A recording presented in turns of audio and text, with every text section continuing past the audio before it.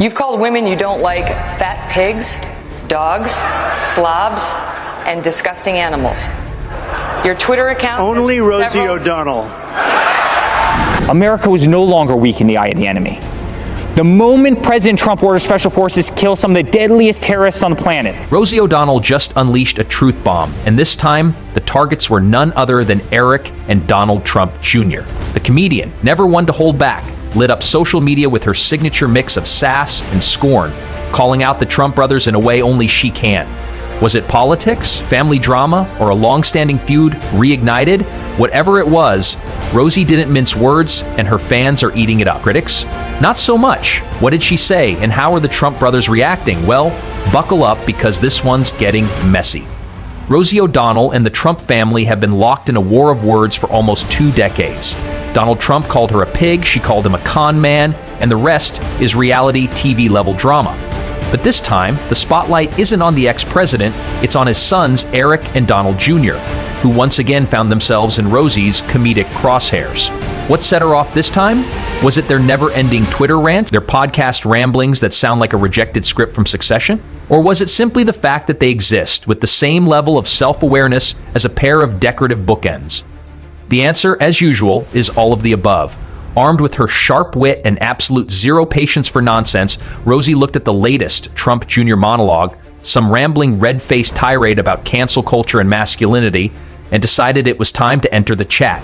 And in what can only be described as verbal fireworks, she tore into the brothers like a New York deli slicer. Hunter Biden utilized his father's vice presidency to magically end up on a board in Ukraine with a language he doesn't speak, on a business he knows nothing about for $83,000 a month. I'm a little edgy. Yeah. I spend like pretty much 90% of my waking hours tweeting hatred towards this administration. Eric, always the understudy in this family drama, didn't escape unscathed. Rosie never wants to let an easy target go to waste. She pointed out that his main contribution to political discourse seems to be standing awkwardly behind his brother, nodding like an animatronic at a Chuck E. Cheese. She nailed it. Eric Trump is the human equivalent of an ellipsis, just standing there existing, contributing nothing, but technically part of the sentence. Executive Order number 1. And then there's Don Jr. His desperate attempts to prove relevance have turned him into a walking caricature, delivering the same tired rants with all the energy of a guy who just realized the party ended 2 hours ago. But Eric? Well, his greatest accomplishment remains being slightly less embarrassing than Don Jr., a title that requires the absolute bare minimum of effort. What makes this roast special? It's not just that it's funny, it's that it stings. Because it's true. Biggest reason that it was different than the first time he was in office is because of the Supreme Court giving him ultimate power, the powers of a king or a monarch. Don Jr., with his over-caffeinated rants, wild hand gestures, and that intense gaze, like he's trying to cast a spell on the camera. And then there's Eric, who just seems to be buffering in real time, always standing in the background, nodding at all the wrong moments. It's like watching a bad video game, and if Don Jr. is malfunctioning on live TV, Eric is just waiting for his next update. The reason Rosie keeps coming back? Maybe it's because watching the Trump family implode in slow motion is the kind of train wreck you can't look away from. Or maybe, just maybe, it's because they make it way too easy. 2 grown men who talk like they're auditioning for a reality show about grifting? Please, they practically beg for a good roasting.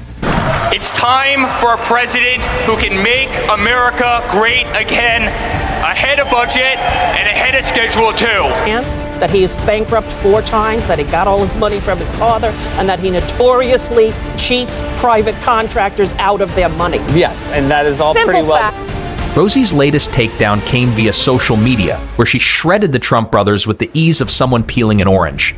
After watching their last interview, she pointed out the absurdity, saying that she'd seen more intelligent conversations between 2 squirrels fighting over a peanut.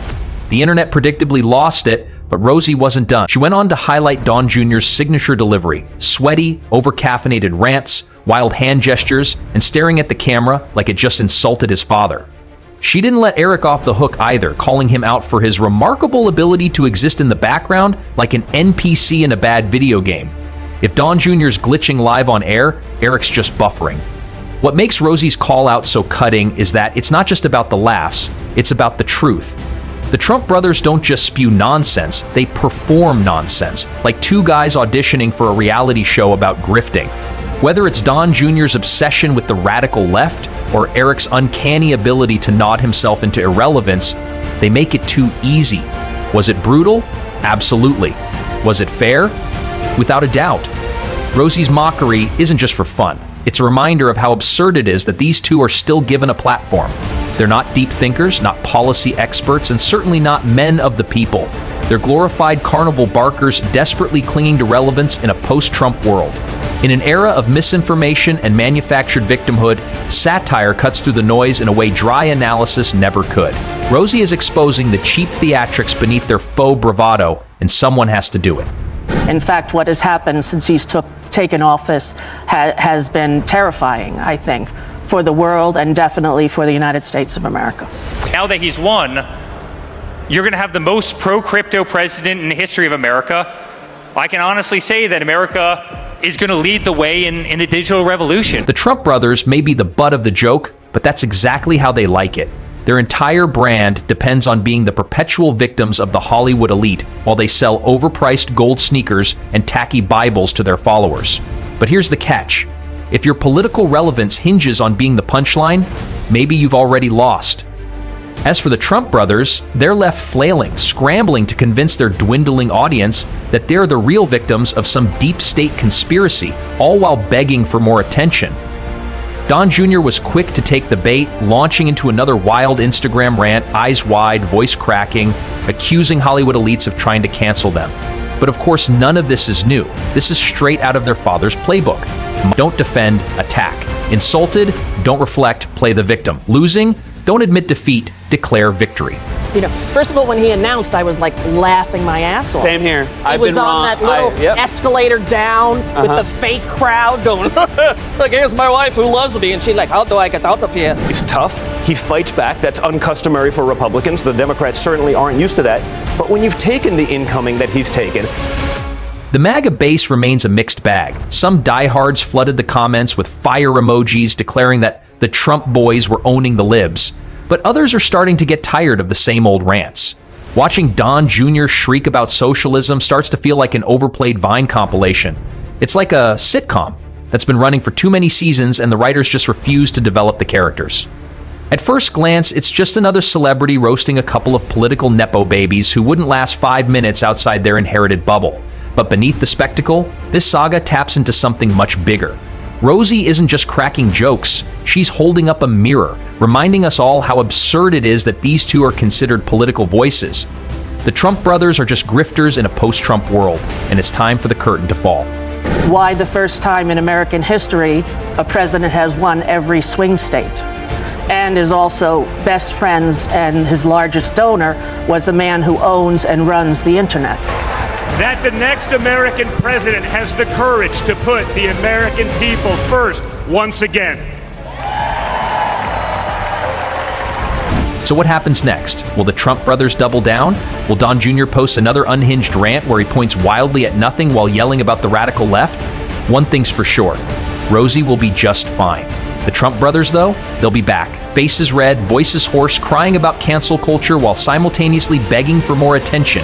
And when they do, Rosie and the rest of the world will be ready to laugh all over again. One thing's for sure, no matter how many times these two show up on our screens, they'll always give us something to talk about. But honestly, when it comes to the Trump brothers, there's only so much to say. They're like an unscripted reality show that overstayed its welcome. Their every move an attempt to recapture the cultural relevance they once had, but now just a string of awkward appearances and eye-rolling moments. We're constantly reminded of their attempts to echo their father's bombastic approach to media attention. The problem is, even their most hardcore followers are starting to notice. It's like watching a comedy rerun that's been on air for years with no new jokes to make it interesting. Maybe it's time for a change. But who's going to change it? Don Jr.? The guy who can't string together a coherent sentence without a couple of hand gestures that look like he's trying to summon a genie? Or Eric, who seems to live in a permanent state of buffering, like his brain's on an endless loading screen? The fact is, these two couldn't roast a marshmallow, let alone themselves. It's a pleasure to talk to you, and I really hope that based on what you said tonight, you managed to get one more tweet out of the president. So I hope I do. Your optimism is contagious. Your backbone is unbreakable. Your conviction to fight for what is right and against all that is wrong. What Rosie O'Donnell did was more than just throw a few jabs. It was an intervention. It was a wake-up call for the world to realize how absurd these two characters are. They've built their whole personas on being the sons of the guy who used to be president, and yet, without that title to prop them up, they are simply two guys who can't seem to finish a sentence without embarrassing themselves. Rosie isn't just roasting them, she's pulling back the curtain and exposing the cheap theatrics of their every move. Let's take a look at the mechanics of this whole thing. The Trump brothers might try to claim their political forces, but in reality, they've turned into full-blown internet memes. Every time Don Jr. gets in front of a camera, it's like he's trying to convince the world he's the next big thing, like some self-proclaimed political influencer who stumbled upon the wrong hashtag. His desperate attempts to sound relevant are just tragic. Every time he opens his mouth, it feels like the oxygen in the room gets sucked into his puffed-up rhetoric. It's like watching a car crash in slow motion, except instead of the car, it's his credibility that's on fire. And then there's Eric. Poor Eric. He's the kind of guy who shows up to a party, stands in the corner, and pretends he's having a great time, all while nobody's really sure why he's even there. Eric doesn't just fade into the background, he becomes part of the wallpaper. There's no personality there, just the faint sound of a cursor blinking and waiting for a command. It's as if he's been programmed to do one thing, nod, and boy does he nod. Like a malfunctioning bobblehead doll, every time his brother says something outrageous, there's Eric in the background nodding away, adding nothing to the conversation. At least a bobblehead has some charm, Eric, not so much. This family drama is getting old. It's like watching a soap opera that's lost all its drama and is just dragging on for the sake of tradition. We already know how it's going to end, at least we think we do. The Trump brothers will inevitably double down on their strategies, keeping the cycle of self-promotion alive. They'll probably respond to this roast with another endless video, some desperate attempt to stay relevant. And once again, Rosie O'Donnell will be ready with a quick-witted comeback. At this point, it's like a comedy routine, only the joke's on them. But here's the thing, this whole saga isn't just about roasting the Trump boys. It's a cultural commentary on how these two have managed to manipulate their way into the spotlight, and how they've become the punchline of an endless joke. It's not enough that they're trying to stay relevant in a world that's already moved on from their father's reign. They've also decided to make a career out of being victims of the left, all while selling overpriced gear to their diehard supporters. It's a game that, quite frankly, has grown tiresome.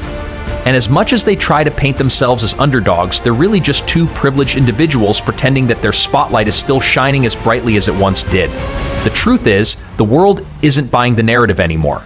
If the Trump brothers want to be taken seriously, they're going to have to stop trying to act like every little comment is an attack on their existence.